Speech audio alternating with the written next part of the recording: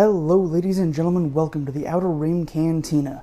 My name's Alan, and today I want to talk a little bit about the brand new Star Wars Knights of the Old Republic Remake that was just announced yesterday at the PlayStation 2021 convention announcement thing, whatever it's called. I forget the name of it. Anyways, they announced a brand new KOTOR remake, and I have some mixed feelings about it. So, on the one hand, I'm glad the rumors that Aspyr are working on a brand new Knights of the Old Republic project are true. On the other hand, I was kind of hoping that this KOTOR remake or secret KOTOR project, whatever you want to call it, was actually going to be maybe not specifically a KOTOR 3, but a little bit of a continuation of the Knights of the Old Republic franchise and a brand new story in the Old Republic era that maybe tied in some story elements from the original two games to make the whole thing quote-unquote canon. But unfortunately, it does not look like that is going to be the case, as it's pretty much, from the rumors that are floating around and the official blog posts and all of the information that we have right now, it does seem like it's just going to be a recreation of the original Knights of the Old Republic game from 2003, but with a modern engine and modern gameplay elements and a little bit of, some tweaking here and there with the story, but overall it is going to be the same story from the original 2003 game, and it is for that reason that I am a little bit disappointed, actually a lot disappointed when you get right down to it, because I preach pretty much all the time that Star Wars is at its best when it's new, when it's different, when it's weird and out there, and when it takes risks.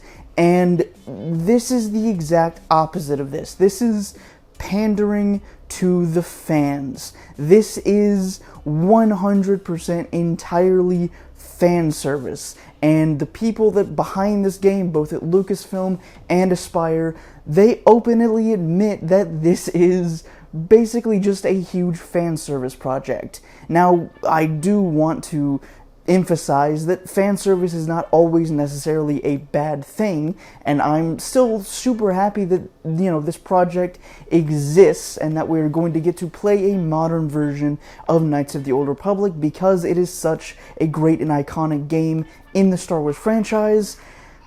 I just wish it was new, because it seems like all Lucasfilm is doing at this point is kind of recycling the same old stuff over and over and over again and not really taking risks. And we know from experience from previous projects that when Lucasfilm takes risks, that they do actually pay off. I mean, the Rise of Kylo Ren comic, right? It still holds the record for the most reprints in Marvel comic history. We have the High Republic era books being bestsellers launch after launch after launch and being reprinted over and over and over again because they keep selling out. And we have the High Republic comics, which keep going into more reprints because they keep selling out, because people are eating up the brand new content, the new characters, new planets, new stories, new everything. And that is Star Wars at its best. Now, say what you will about the High Republic, this isn't a video about that. This is a video about why Star Wars should stop focusing on the old stuff and start focusing on the new stuff and making new content. And with Fallen Order, right? It is one of the most popular and best-selling Star Wars games ever made because it is new characters, a new time period that hasn't really been explored in canon so heavily, or at least wasn't at that time, because that was a couple of years before Bad Batch. The point is that when Star Wars takes risks, when they actually develop new content that doesn't have ties to what's come before, or doesn't include major characters, or whatever, it pays off. Mandalorian Season 1, all new characters, all new planets, all new story, all new everything. It is one of the most popular Star Wars projects to ever be created since the original Star Wars in 1977. But then with Season 2, for whatever reason, they played it safe. They introduced a whole bunch of legacy characters we've seen before, and tried to connect it to a whole bunch of the old stuff. And while the execution of that, yeah, was good, yeah, it was entertaining, to me, The Mandalorian just lost that charm and what made it so good, because it just wasn't as new, it wasn't as out there, it didn't take as many risks, and included a whole bunch of characters that, in my opinion, did not need to be included, just for the sake of tying it in to a bunch of old content and a bunch of old stories. So, bringing this all back around to Knights of the Old Republic, I would have absolutely loved Aspyr to take the plunge, dive headfirst into creating a brand new story, a brand new game set in the Old Republic saga. And who cares if it's canon or not? All that's important is that it's new Star Wars storytelling, because new Star Wars storytelling sells. It pays off. It is popular. It is what gets people talking about Star Wars. But instead of focusing on the new stuff, they're making a show about Boba Fett, a show about Obi-Wan Kenobi, a show about Ahsoka, a show about Cassian Andor. Like, the only new project that's coming down the pipeline for a Disney Plus series is Star Wars Acolyte. Well, after Visions, that is.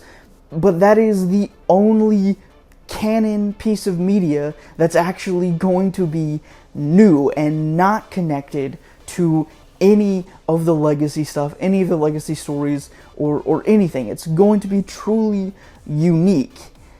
But other than that, they're just feeding us the same recycled characters with the same recycled character arcs and tropes and all of that stuff that we've been getting for the last 40 years, and I'm frankly just over it at this point. I can't find myself getting excited about Star Wars anymore, because it's all just the same. There's no originality to it, no creativity to it anymore. It's just lost its passion. And I hate to say it, but that's the truth. It just has. And I hope that shows like Visions and The Acolyte and movies like Rogue Squadron and whatever Taika Waititi is working on, whatever Rian Johnson is going to be working on, I hope that those projects focus on the new, the different, the weird, everything that makes Star Wars truly special and makes it truly unique and makes it speak to so many millions of different people.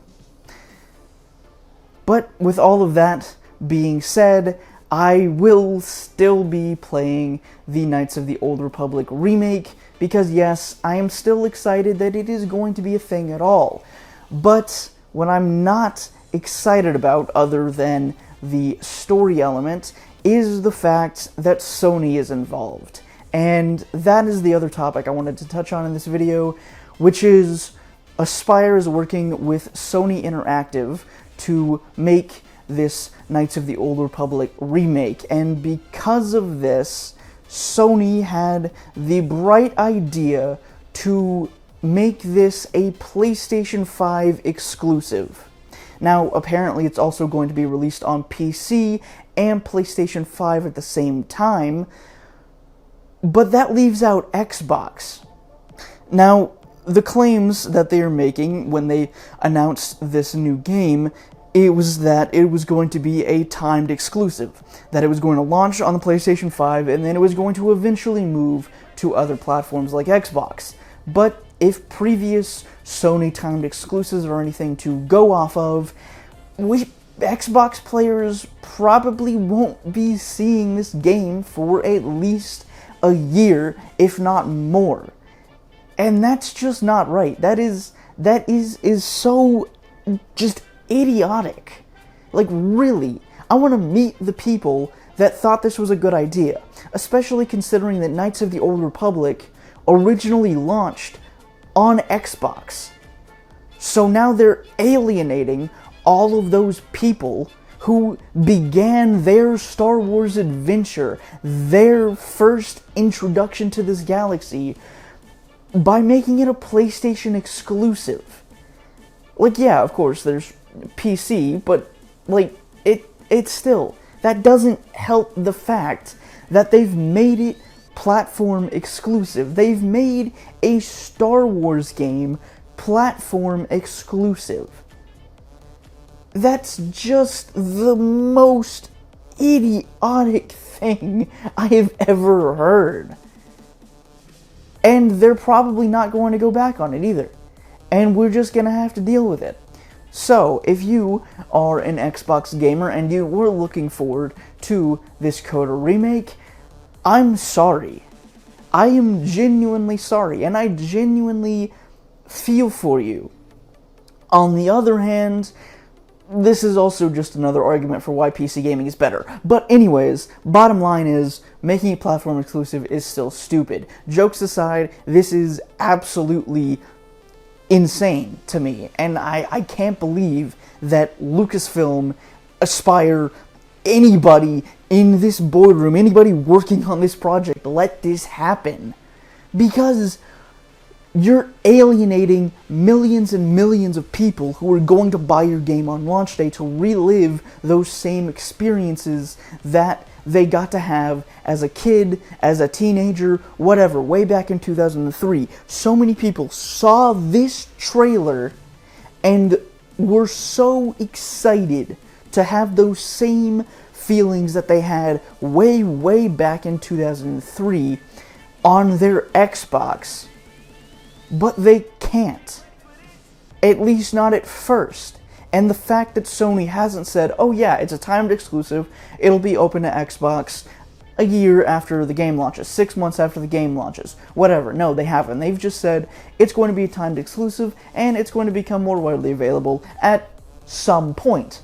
But again, based off of their previous timed exclusives, it's a safe bet to assume it'll be at least a year before the game comes to Xbox, which, once again, is completely moronic. But with that, I think I've gotten all of my ranting out of the way.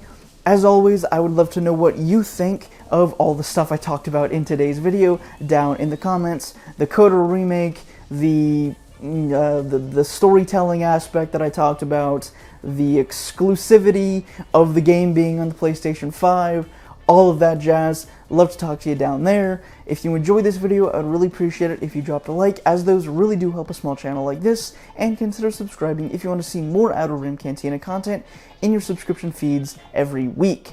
That's all the time I've got for today. I hope to see you back here in the Cantina next time for another Star Wars video. Until then, may the Force be with you.